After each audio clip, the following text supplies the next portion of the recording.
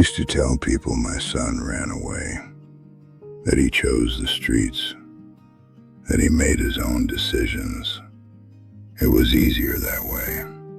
Easier to say it like it was his fault. Easier to live with myself if I believed that story. But the truth is, far more uncomfortable than that. Because the night I called the police on my son, I didn't just push him out of my house. I pushed him into a chain of events that destroyed his life. And by the time I understood what I had done, he was already gone. Not just missing, gone. Jake wasn't a bad kid. That's the part I got wrong from the beginning. He wasn't violent. He wasn't dangerous. He wasn't even rebellious in the way people think. He was overwhelmed. Quietly, deeply overwhelmed. And the painful part is, the signs were there. I just didn't see them. Or maybe I refused to. When Jake was little, he used to follow me everywhere. If I was fixing something, he was right there beside me. If I sat down, he sat close. He asked questions about everything, how things worked, why things happened. He wanted my attention, and back then, I gave it to him. At least I think I did. But life changed. Work got heavier. Bills stacked up. Stress became something I carried every day. And without realizing it, I started becoming a different kind of father. I became shorter with him, less patient, more focused on control than connection, more focused on discipline than understanding. I told myself I was doing what fathers are supposed to do, keeping him in line, preparing him for the real world. Jake noticed the change before I did. Kids always do. He stopped asking questions, stopped sitting next to me, stopped trying to be part of my world. And instead of asking why, I told myself he was just growing up. But he wasn't just growing up. He was pulling away, because I already had. At school, things were getting worse, and I didn't know. Or maybe I didn't want to know. It started small. Comments from other kids, jokes that weren't really jokes, laughter that followed him down the hallway. And then it became quieter, more subtle, more damaging. People stopped including him, stopped talking to him, turned him into someone invisible. And there's something about that kind of bullying that breaks a person slowly, because there's no single moment you can point to, just a constant feeling that you don't belong anywhere. Jake carried that home with him every day, and I saw it, but I misunderstood it. I saw the silence and called it attitude. I saw the distance and called it disrespect. I saw the pain and labeled it a problem. I remember one night at dinner, he barely touched his food, just sat there, staring at his plate like he wasn't even in the room. I told him to eat. He nodded but didn't move. I asked him what was wrong. He said nothing. I pushed a little more, but not in the right way. Not with concern, with irritation, with pressure.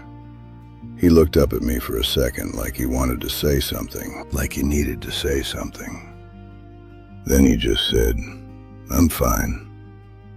And I accepted that. That was one of the biggest mistakes I ever made, because "I'm fine" is rarely the truth. Weeks passed. He started coming home later, avoiding me, avoiding conversations. School called one day, said he had been skipping classes, said his grades were dropping, said there was an incident. That word stayed with me. When I asked him about it, he didn't deny it. He just said, I snapped. Quiet, simple, honest. And instead of asking why, I reacted. I told him you don't just snap for no reason. I told him he needed to get himself together. I told him he was going down the wrong path.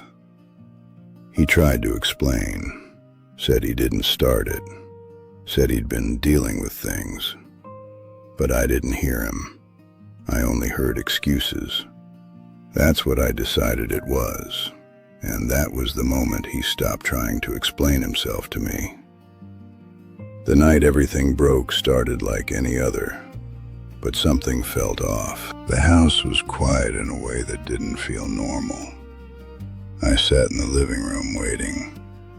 The clock kept ticking, and with every second I got more irritated. And the door opened. Jake walked in slowly, tired, worn down in a way I didn't understand. I asked where he'd been. He didn't answer, just dropped his bag. That silence hit me again, and this time it set something off inside me. I raised my voice, asked him if he thought this was a joke, asked him if he thought he could just ignore me. He sighed, not loud, not disrespectful, just tired. That sigh pushed me over the edge. He looked at me and said, "You don't even try to understand me."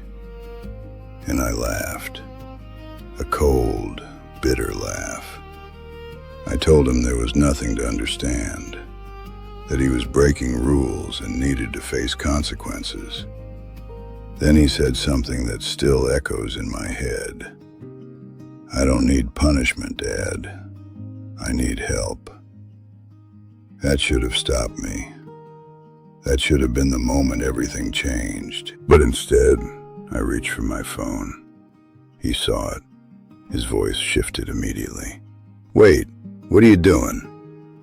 I told him I was done covering for him. "Dad, please, don't." But I had already made the decision. I dialed. The police arrived faster than I expected. The lights filled the house, blue and red flashing through the windows. It felt official. It felt serious. It felt like I was finally taking control of the situation. An officer walked in calmly and told Jake he needed to come with them. Jake didn't fight, didn't argue. He just looked at me. "You called them. On me?" I couldn't answer. They walked him outside. I followed. The neighborhood was watching. Lights on, curtains moving. And there he was, my son, sitting in the back of a police car. Just before the door closed, he looked at me one last time. I won't forget this.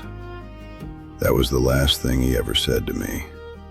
I thought he'd come back. I thought after a few days, maybe a week, he'd realize I was trying to help him.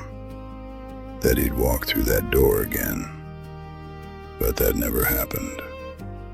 What I didn't understand at the time was what those 2 nights did to him. He was taken to a juvenile holding facility. Cold walls, bright lights that never really went off. Strangers everywhere. Kids who had done things far worse than anything Jake had ever done. He didn't belong there, but that didn't matter. He spent 2 nights in that place. 2 nights scared, confused, alone, listening to stories he should have never heard, watching behavior he should have never been exposed to. And something shifted inside him. Not completely, not all at once, but enough. Enough to make him feel like he was on his own. When he was released, he didn't come home. At first, I told myself he was just being stubborn, trying to prove a point.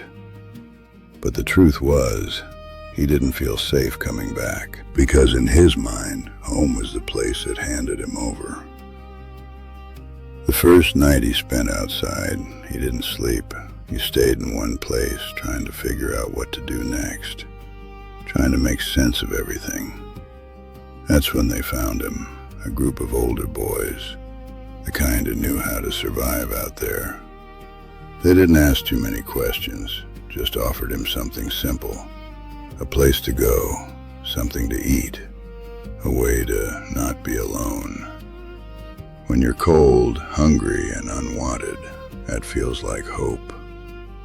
At first they helped him, gave him a place to stay, shared food, treated him like he belonged. And that was something he hadn't felt in a long time. But nothing in that world comes without a price. It started small, running errands, watching corners, carrying things he didn't fully understand, being present in conversations he didn't belong in. Then slowly, it became more. Not overnight, not dramatically, just step by step. Jake didn't become someone else in one moment.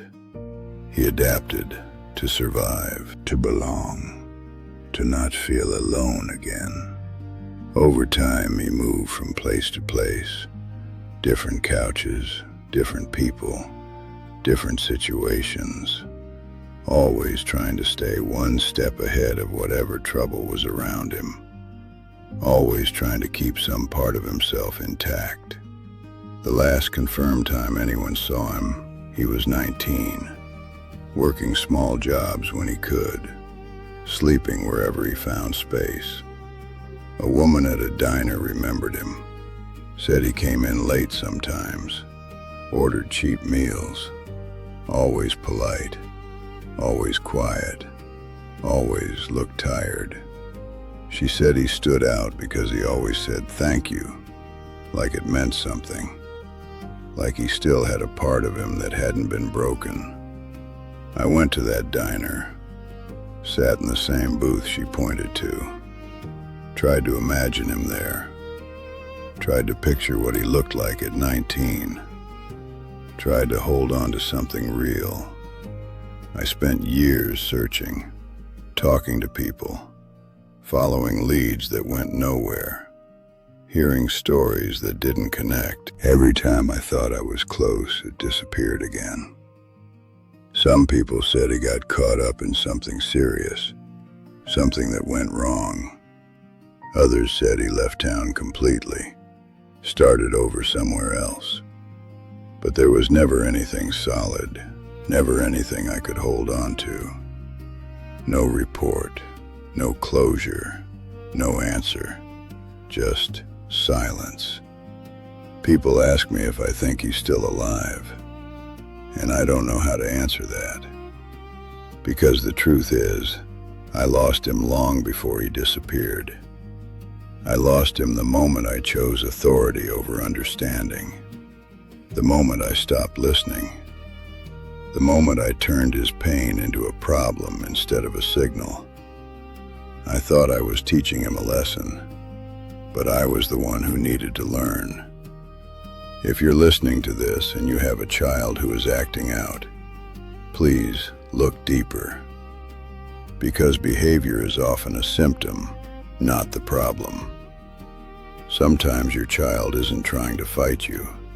They're trying to reach you. And if you respond the wrong way, if you let anger speak louder than love, you might not get a second chance. I didn't. I made one call, and it cost me my son.